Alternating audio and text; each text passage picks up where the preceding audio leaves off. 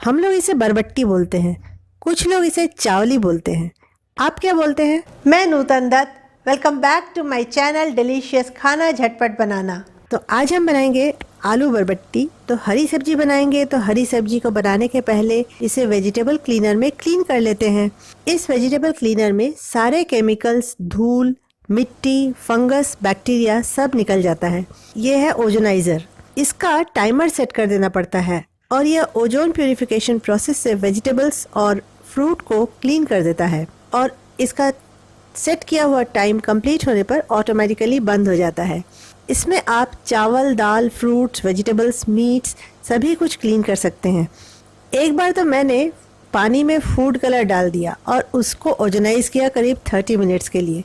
तो मैंने देखा कि पानी वापस से एकदम क्लीन सफ़ेद हो गया है, मतलब फूड कलर भी निकल जाता है।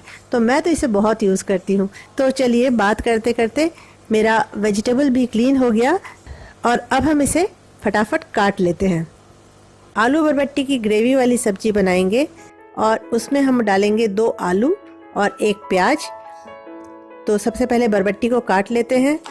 तो बरबट्टी को मैंने इस साइज़ में काट लिया और इसे आप छोटी या बड़ी साइज़ में अपनी पसंद के हिसाब से काट सकते हैं। You know, this yard long beans are very good source of potassium, phosphorus, magnesium and calcium. ये मिनरल्स में तो काफ़ी रिच हैं and these are also very good source of vitamin A and vitamin C.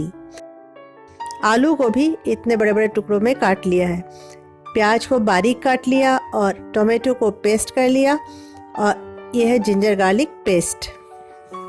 जैसा मैं हमेशा कहती हूँ कि अगर आपकी उम्र 18 साल से कम है तो आप फैट खा सकते हैं, उसमें कोई ज़्यादा प्रॉब्लम नहीं। लेकिन अगर आपकी उम्र 18 साल से ज़्यादा है तो तेल और फैट इन सब चीज़ों पे थोड़ा रेस्ट्रिक्शन कर लेना ही अच्छा है।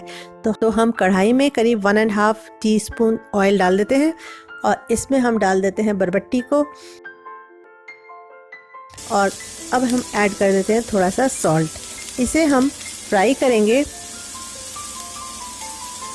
और फ्राई करते करते ये थोड़ा सा पक भी जाएगा। तो हम क्योंकि हम ज़्यादा तेल यूज़ नहीं कर रहे हैं तो हम इसको ढक के पकाएंगे। तो हम इसे ढक भी देंगे और बीच बीच में ढक्कन खोलकर चेक कर लेंगे कि जल तो नहीं रहा है और फ्लेम मीडियम से लो ही रखेंगे। बीच बीच में खोलकर चलाते रहेंगे। तो ये बरबट्टी करीब 75% तक कुक हो गया है। तो इसे अब हम निकाल लेते हैं और कढ़ाई में अब थोड़ा सा तेल और डालेंगे और इसमें अब हम आलू को डाल देते हैं। थोड़ा नमक डाल देंगे जितना आलू है उसके हिसाब से और इसे भी हम चलाते रहेंगे और आलू भी करीब 75% तक हो जाएगा तो हम इसे निकाल लेंगे। अब इसी कढ़ाई में हम फिर से 2 टीस्पून करीब तेल डालेंगे और इसमें हम डालते हैं थोड़ा सा जीरा और थोड़ी सी हींग और इसके बाद हम कटे हुए प्याज को डाल देते हैं और इसको हम अच्छे से चलाएंगे। प्याज अच्छे से फ्राई होना है। अगर आपको ऐसा लगता है कि तेल बहुत ही कम है तो थोड़ा 1-2 चम्मच आप पानी डाल के भी प्याज को सॉफ्ट कर सकते हैं। और प्याज जब ब्राउन सा होने लगे तब हम इस पे डाल देते हैं जिंजर गार्लिक का पेस्ट 1 टीस्पून। इसको और थोड़ा सा हम 1 मिनट 1.5 मिनट फ्राई कर लेंगे और इसके बाद हम डाल देते हैं टोमेटो का पेस्ट। टमाटर डालने के बाद हम हमेशा थोड़ा सा नमक डाल देते हैं। तो यहाँ भी हम थोड़ा सा नमक डाल देते हैं, टमाटर जल्दी से गल जाएंगे। सभी सूखे मसाले डाल देते हैं, हल्दी पाउडर, धनिया पाउडर, लाल मिर्च पाउडर, थोड़ा सा मैंने काश्मीरी लाल मिर्च पाउडर भी डाला है और इन मसालों को हम अच्छे से भी फ्राई करते रहेंगे। थोड़ा सा मैं 1-2 चम्मच पानी डाल देती हूँ क्योंकि मसाला थोड़ा सा भी और फ्राई होना है। मसाला हमारा पूरा पक चुका है। अब हम इस पे फ्राई किए हुए वेजिटेबल्स को डाल देते हैं और इसको अच्छे से मिला लेंगे।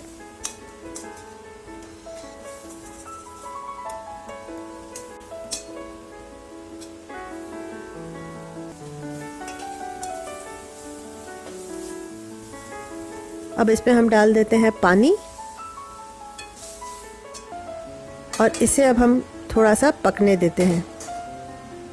ग्रेवी आप जितनी चाहें उतनी रख सकते हैं, एकदम ड्राई करना चाहें तो भी ठीक है, और अगर आप थोड़ा सा ग्रेवी रखना चाहें तो भी ठीक है।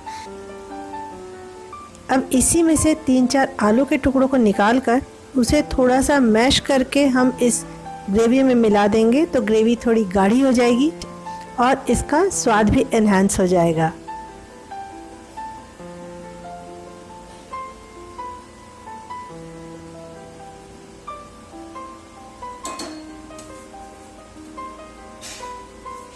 और इसके ऊपर से अब हम डाल देंगे गरम मसाला। तो हमारी आलू बरबट्टी की सब्जी तैयार है। इस चौली फली जिसे मैं बरबट्टी कह रही हूँ, इसके बहुत सारे नाम हैं। इसे इंग्लिश में यार्ड लॉन्ग बीन्स कहा जाता है, एस्पैरागस बीन्स कहा जाता है, चाइनीज़ लॉन्ग बीन्स कहा जाता है, स्नेक बीन्स या काऊ पी भी कहा जाता है।